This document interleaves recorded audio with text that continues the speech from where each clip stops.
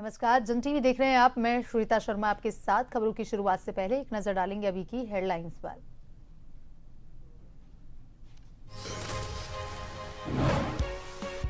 संसद के मानसून सत्र का आगाज। मीडिया से बातचीत में बोले पीएम मोदी, एक महीना भारत के लिए गर्व का पल, युवाओं ने देश का नाम किया ऊंचा।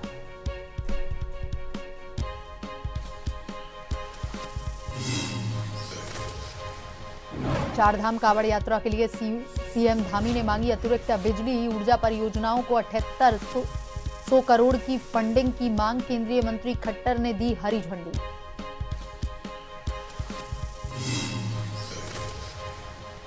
कैबिनेट मंत्री राम सिंह कीड़ा ने कांग्रेस पर साधा निशाना। कहा, नैनीताल की सभी 6 सीटों पर खिलेगा कमल। 2027 में बीजेपी बहुमत के साथ बनाएगी सरकार।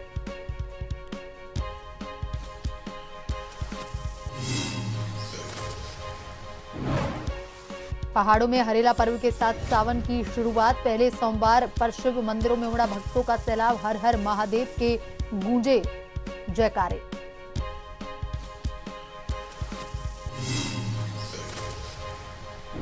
उत्तराखंड के कई जिलों में तेज बारिश। केदारनाथ बद्रीनाथ हाईवे पर लैंडस्लाइड। सभी स्कूल बंद। देहरादून, टेहरी और हरिद्वार में रेड अलर्ट।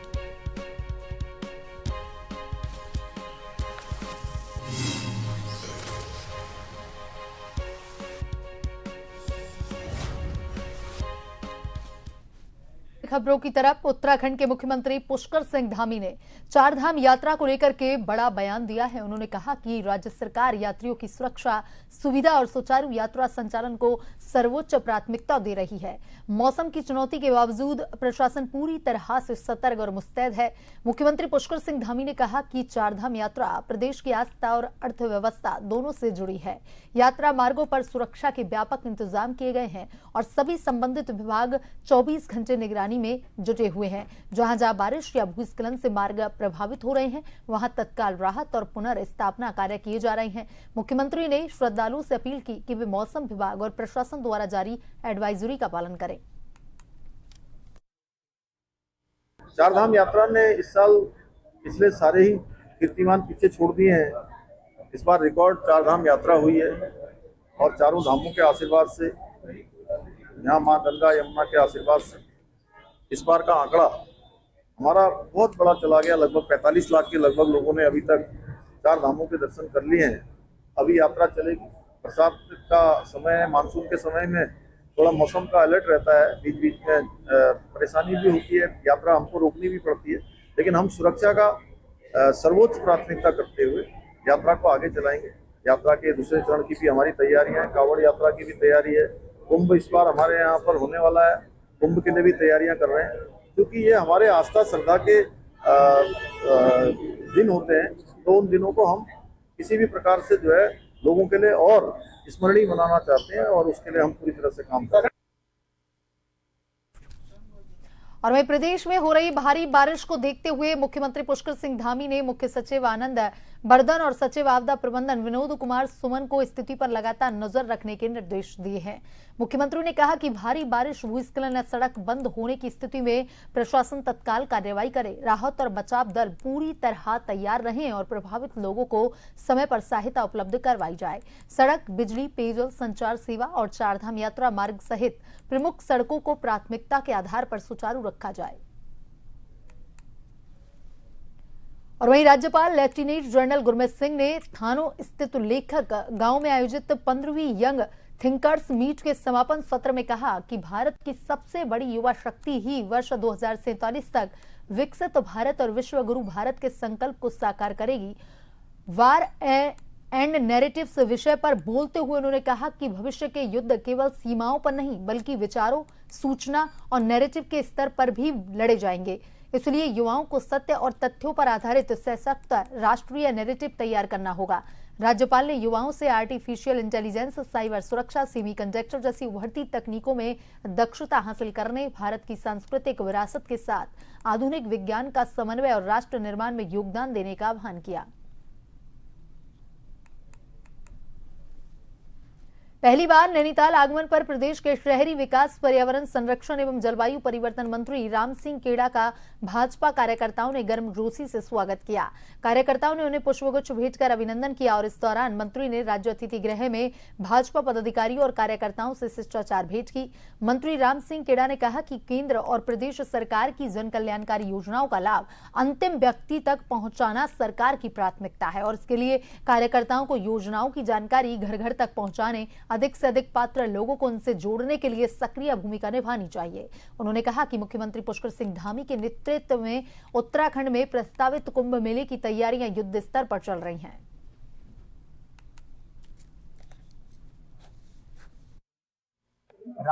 प्रधानमंत्री और प्रदेश का और देश में लगातार आगे बढ़ रहा है। आज पूरे पहाड़ों में जहाँ कचरा मुक्ति की वहाँ रोड पहुँचाने का हमने काम किया, जहाँ बिजली पहुँचाने का काम किया, जहाँ पानी नहीं था वहाँ पर पानी पहुँचाने का हमने काम किया, जहाँ पर रास्ते नहीं थे वहाँ पर रास्ते हमने बनवाने का काम किया। तो सभी क्षेत्रों में चाहे किसान हो, चाहे नौजवान हो, चाहे हमारी बहनें हो, चाहे माता हो, सबकी इसमें हमारी सरकार काम कर रही है और क्षेत्र के विकास के लिए, पूरे प्रदेश के विकास के लिए प्रधानमंत्री के नेतृत्व में लगातार हम विकास की योजनाओं को आगे बढ़ा रहे हैं। कारगिल विजय दिवस के उपलक्ष्य में कोटद्वार विधानसभा के दुर्गापुर स्थित एक निजी रीडिंग पॉइंट में विधानसभा अध्यक्ष एवं विधायक ऋतु खंडूरी भूषण के सौजन्य से वीर सैनिक सम्मान समारोह आयोजित किया गया। कार्यक्रम में मुख्य अतिथि कैबिनेट मंत्री सतपाल महाराज, सैनिक कल्याण मंत्री गणेश जोशी ने कारगिल युद्ध के वीर सैनिकों, पूर्व सैनिकों और वीरांगनाओं को शॉल, स्मृति चिन्ह और सम्मान पत्र देकर के सम्मानित किया। इस दौरान कारगिल के अमर शहीदों को श्रद्धांजलि अर्पित कर उनके शौर्य और सर्वोच्च बलिदान को नमन किया गया। विधानसभा अध्यक्ष ने कहा कि कारगिल के वीरों का साहस और राष्ट्रभक्ति सदैव देशवासियों को प्रेरित करती रहेगी। उन्होंने कहा कि सैनिकों, वीरांगनाओं और शहीद परिवारों का सम्मान उनके लिए गर्व और दायित्व का विषय है। उन्होंने युवाओं से सैनिकों के आदर्शों से प्रेरणा लेकर राष्ट्र सेवा का संकल्प लेने का आह्वान किया।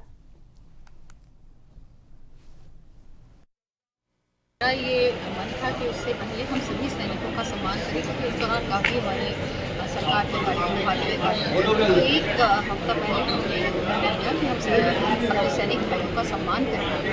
और जैसे आप जानते हैं, सैनिक परिवार से आती हूँ तो मन हमेशा लगा रहता है कि सैनिक के जीवन को जो जब वो आता है, वापस रिटायर होकर आता है या वो यहाँ अपने घर वापस आता है, उनके जीवन को सरल कैसे किया जाए।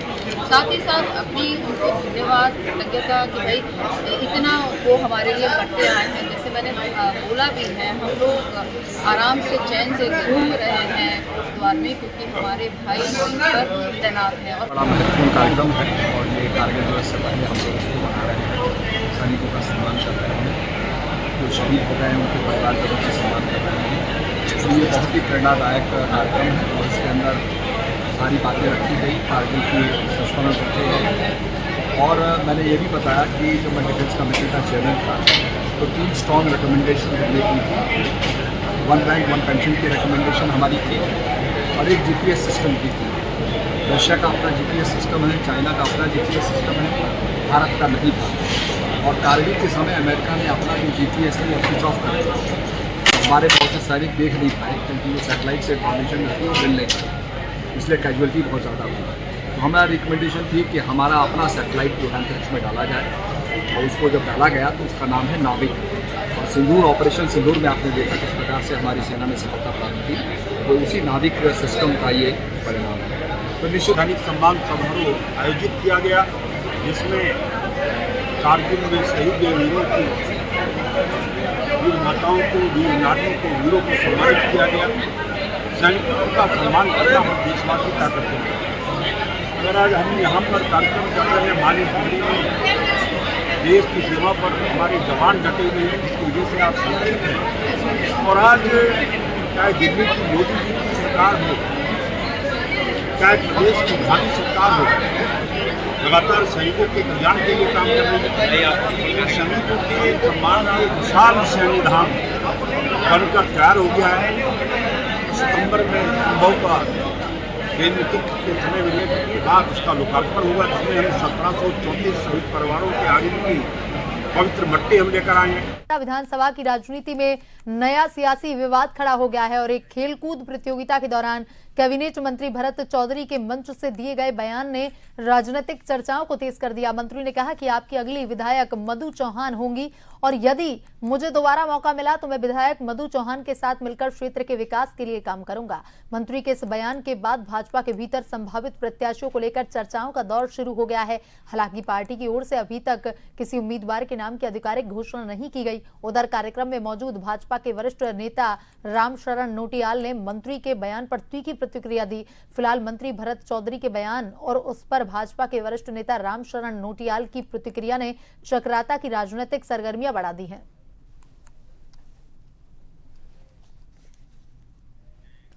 मुख्यमंत्री पुष्कर सिंह धामी की घोषणा के अंतर्गत बेलखेत क्षेत्र में प्रस्तावित 85 मीटर स्पान पैदल झूला पुल के निर्माण कार्य में तेजी से प्रगति हो रही है। राज्य आपदा न्यूनीकरण निधि मद से इस महत्वाकांक्षी परियोजना के लिए 481.57 लाख की प्रशासकीय एवं वित्तीय स्वीकृति प्रदान की गई है।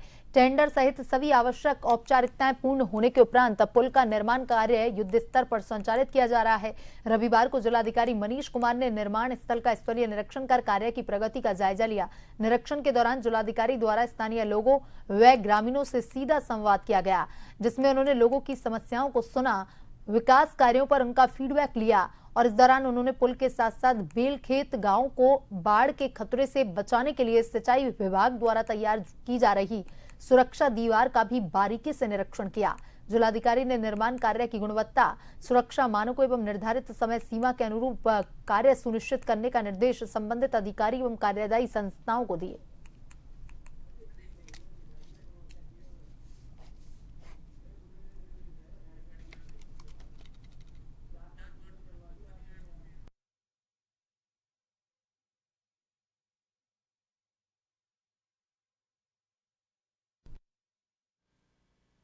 देखिए, जैसा आप विदित है, ये हमारा बहुत ही पर्यटन के क्षेत्र दृष्टिगत और कृषि के दृष्टिगत बड़ा ही महत्वपूर्ण क्षेत्र है ये हमारा बेलखेत का। यहाँ पे एक बच्चों की सुविधा और यहाँ के सम्मानित आमजन की सुविधा के लिए एक झूला पुल का निर्माण अभी गतिमान है। इसकी अभी मैंने प्रगति देखी। मौसम जो है हमारी अभी जो भौगोलिक और अभी वर्तमान में जो वर्षा ऋतु चल रही है, इन परिस्थितियों के बावजूद भी कार्यदायी संस्था के द्वारा लगातार इसमें कार्य किया जा रहा है और यहाँ पे लोक निर्माण विभाग जो है कार्यदायी संस्था है, उनका लगातार परीक्षण और जो इनका निरीक्षण है वो चल रहा है। यहाँ पे वैकल्पिक मार्ग के रूप में ट्रॉली का निर्माण किया गया, जो कि 15 दिन के अंदर यहाँ पर ट्रॉली स्थापित कर दी गई थी और वर्तमान समय में वहाँ पर पुल स्वीकृत कर पुल निर्माणाधीन है और जिसका कार्य प्रगति पर चल रहा है, जिसका आज माननीय जिला अधिकारी महोदय द्वारा निरीक्षण किया गया और समस्त क्षेत्रीय जनता द्वारा माननीय जिलाधिकारी महोदय एवं माननीय मुख्यमंत्री जी का आभार व्यक्त किया गया, जो कि समय से यहाँ पर पुल का निर्माण किया जा रहा है। और साथ ही बेलखेत गांव की सुरक्षा के लिए यहाँ पर बाढ़ सुरक्षात्मक कार्य भी प्रगति पर है, जो कि सिंचाई विभाग द्वारा किया जा रहा है। और वही आगामी कांवड़ यात्रा मेला 2026 के सफल सुरक्षित संचालन को दृष्टिगत रखते हुए हरिद्वार पुलिस ने कमर कस ली है। एसएसपी हरिद्वार के दिशा निर्देशों के अनुपालन में पुलिस कार्यालय रोशनाबाद में एसपी यातायात निशा यादव की अध्यक्षता में सिडकुल की विभिन्न कंपनियों और ट्रांसपोर्ट प्रतिनिधियों के साथ एक महत्वपूर्ण बैठक आयोजित की गई। बता दें, बैठक का मुख्य उद्देश्य कांवड़ मेले के दौरान हरिद्वार में उमड़ने वाली श्रद्धालुओं की भारी भीड़ के बीच यातायात व्यवस्था को सुचारू, सुरक्षित, व्यवस्थित बनाए रखना था। एसपी यातायात निशा यादव ने औद्योगिक क्षेत्र में भारी वाहनों के संचालन, कंपनी कर्मचारियों के आवागमन और आवश्यक वस्तुओं की आपूर्ति को लेकर के विस्तृत चर्चा की। एक मीटिंग की गई थी जिसमें सिडकुल एसोसिएशन, सिडकुल की जो कंपनियां हैं और जो ट्रांसपोर्टर्स हैं, उनके साथ एक मीटिंग की गई थी। इस संबंध में उन लोगों को जो भी हमारे कांवड़ के रिगार्डिंग डायरेक्शंस होते हैं, जो भी हमारा ट्रैफिक प्लान होता है, स्पेशली हैवी ट्रैफिक मूवमेंट के लिए जो ट्रैफिक प्लान होता है इंटरनली और जो दूसरे राज्यों में भी जाते हैं उनको उनके साथ साझा किया गया। उनके अगर कुछ फीडबैक थे या कुछ इश्यूज़ थे उनको सुना गया और उनको रिजॉल्व करने के लिए कार्रवाई की जा रही है। इसके साथ-साथ ही ये एक क्योंकि जो कांवड़ यात्रा एक पूरे हरिद्वार के लिए सबसे बड़ा मेला होता है, कांवड़ जुग का जो मेला होता है, तो उसी के परिप्रेक्ष्य में ये मीटिंग भी ली गई थी और हम यही एक्सपेक्ट कर रहे हैं कि हम जो है मैक्सिमम कोऑपरेशन के साथ सिडकुल और हरिद्वार पुलिस काम करेगी। हरिद्वार पुलिस ने सावन के महीने में लोगों को बड़ी सौगात दी है। थाना सिडकुल थाने ने ऑपरेशन रिकवरी के तहत 205 खोए हुए मोबाइल फोन बरामद कर उनके मालिकों को वापस लौटाए हैं। बरामद मोबाइलों की कीमत करीब 46 लाख रुपए बताई जा रही है और इस दौरान मोबाइल वापस पाकर लोगों के चेहरे पर खुशी नजर आ रही है। एसपी क्राइम निशा यादव ने बताया कि गवर्नमेंट ऑफ इंडिया के CEIR पोर्टल के माध्यम से गुम हुए मोबाइल फोन को ट्रेस कर रिकवरी किया जाता है और इसी क्रम में सिडकुल पुलिस ने करीब 205 मोबाइल फोन बरामद किए हैं।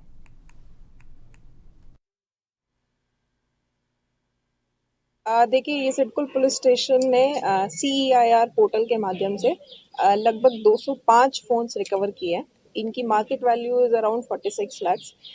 ये वो फ़ोन है जो किसी कारण वजह से छूट जाते हैं या गुम हो जाते हैं, उनको हमारे पोर्टल के माध्यम से ट्रेस किया जाता है और उनकी फिर रिकवरी की जाती है। तो सावन शुरू होने से पहले ये एक सिडकुल पुलिस का एक जनता के प्रति एक मैसेज और एक भेंट है कि जो भी अगर ऐसे जो तीर्थयात्री आते हैं जिनके मोबाइल फोन यहाँ गुम हो जाते हैं उनको इस पोर्टल के माध्यम से रिकवर किया गया। इसमें मल्टीपल ब्रांड्स के फ़ोन हैं including iPhone and Samsung, Oppo and ये सभी ब्रांड्स के फ़ोन हैं जो यहाँ गुम हो गए थे। 205 फ़ोन। 9 महीने पहले एक्चुअली अक्टूबर 25 में मेरा फ़ोन गुम हो गया था। मैं ऑफिस से घर जा रही थी तो राजा बिस्किट चौक है यहाँ पे हरिद्वार में, तो वहाँ पे गुम हो गया था। एंड देन यहाँ पे विवेक कुमार है, वहाँ पे मैंने कंप्लेंट करवाई उनके पास। तो कल मेरे पास फ़ोन आया कि फ़ोन मिल गया है, तो आज मैं ये रिसीव करने आई हूँ। पुलिस का किस तरह से धन्यवाद। I really thankful to Sidcul थाना police that they helped us. Haridwar से एक चौंकाने वाला वीडियो सोशल मीडिया पर वायरल हो रहा है। कनखल थाना क्षेत्र के गणपति धाम का यह वीडियो बताया जा रहा है जिसमें एक युवक के गले में पट्टा बंधा दिखाई दे रहा है। लोगों का आरोप है कि युवक को एक घर में आपत्तिजनक स्थिति में पकड़ा गया और इसके बाद स्थानीय युवकों ने उसकी पिटाई कर दी। गले में पट्टा बांध करके वीडियो बनाया जिसे सोशल मीडिया पर वायरल कर दिया गया। वहीं सोशल मीडिया पर वायरल हो रहे वीडियो का संज्ञान लेते हुए पुलिस ने जांच शुरू कर दी है। हरिद्वार की एसपी क्राइम निशा यादव ने बताया कि कनखल थाना क्षेत्र का वीडियो वायरल हो रहा है। मीडिया के माध्यम से एक वीडियो भी वायरल हो रहा था कि एक व्यक्ति है जिसके साथ कुछ लोगों ने मारपीट की गई है। इस संबंध में कोतवाली कनखल द्वारा कुछ अज्ञात लोगों के विरुद्ध मुकदमा दर्ज किया जा रहा है और आगे की विधिक कार्रवाई की जाएगी। और वहीं आज सावन का पहला सोमवार है और ऐसे में जोशीमठ ज्योतिर्मठ ब्लॉक के सभी शिवालयों में आज सुबह 4 बजे से ही शिव भक्तों की आवाजाही शुरू हो गई है और इसी कड़ी में जोशीमठ ज्योतिर्मठ के बड़गांव में स्थित शिव पुराण में वर्णित भगवान भद्रेश्वर महादेव मंदिर में शिव भक्तों ने भगवान महादेव का जल अभिषेक कर पूजा अर्चना की। मंदिर में सभी दूर दराज से आने वाले शिव भक्तों के लिए भंडारे का आयोजन भी किया गया। सावन का पहला सोमवार और ऐसे में आज सुबह 4 बजे से ही सारे शिवालयों में हजारों की तादाद में शिव भक्त पहुंचे और महादेव जी के लिंग को जलाभिषेक किया। आपको बता दें कि समय हम ग्राउंड जीरो पर मौजूद हैं और मेरे पीछे आप देख सकते हैं भगवान भद्रेश्वर महादेव जी का ये प्राचीन रहस्यमयी मंदिर को आप देख सकते हैं।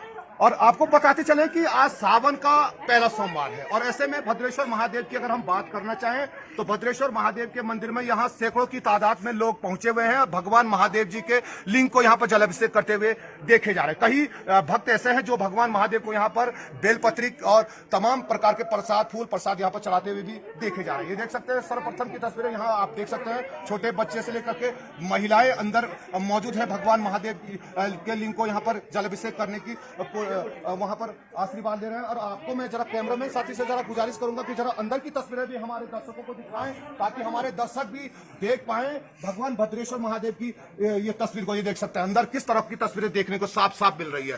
भीड़ देख सकते हैं आप किस तरह की यहाँ पर बनी हुई है। भगवान भद्रेश्वर महादेव को यहाँ पर प्रसन्न किया जा रहा है, क्योंकि आज सावन का पहला सोमवार है। और ऐसे में अगर बात करें तो देख सकते हैं किस तरीके से लोग भगवान महादेव को जलाभिषेक कर रहे हैं, बेलपत्री चढ़ा रहे हैं। देख सकते हैं भगवान महादेव को आज के दिन किस तरीके से यहाँ पर प्रसन्न किया जा रहा है, जो कि आप तस्वीरों में देख रहे होंगे साफ साफ। अगर बाहर की अगर तस्वीरें दिखाना चाहे तो आज पहाड़ों में बारिश का दौर जरूर देखने को मिल रहा है, लेकिन कहीं ना कहीं अगर बात की जाए बारिश को लेकर के तो पहाड़ों में जिस तरीके से लगातार देर रात से बारिश हो रही है, ऐसे में भक्तों की आस्था इस समय काफी भारी दिखाई दे रही है। कैमरामैन साथी रोहित रावत के साथ नवीन सिंह जोशीमठ।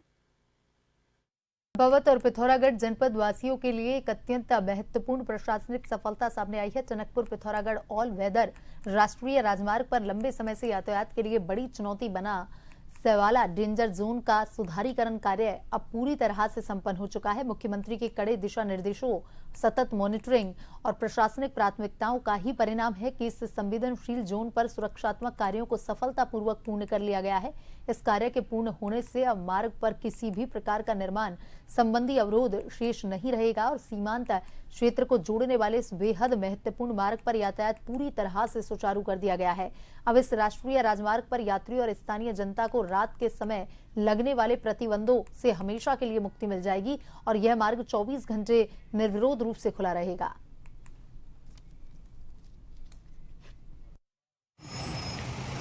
माननीय मुख्य सचिव भी स्थल पर आए और उन्होंने स्वयं सारी परिस्थिति को समझा।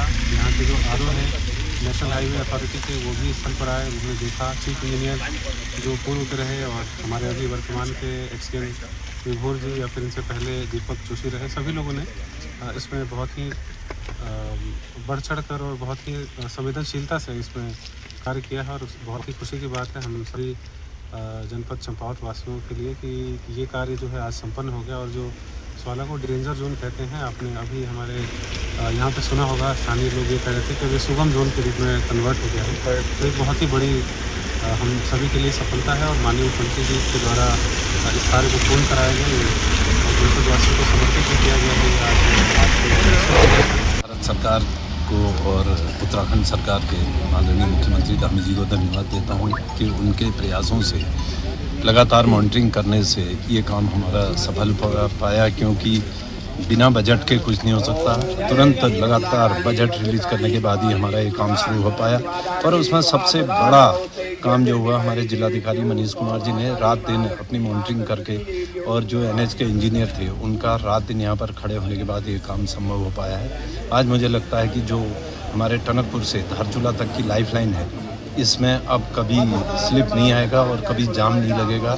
और मैं आशा करता हूं कि 1-2 जोन हमारे और हैं, उन पर भी तुरंत काम हो, ताकि ये रोड जो इसका नाम ऑल वेदर रोड है, ऑल वेदर की तरीके से चले।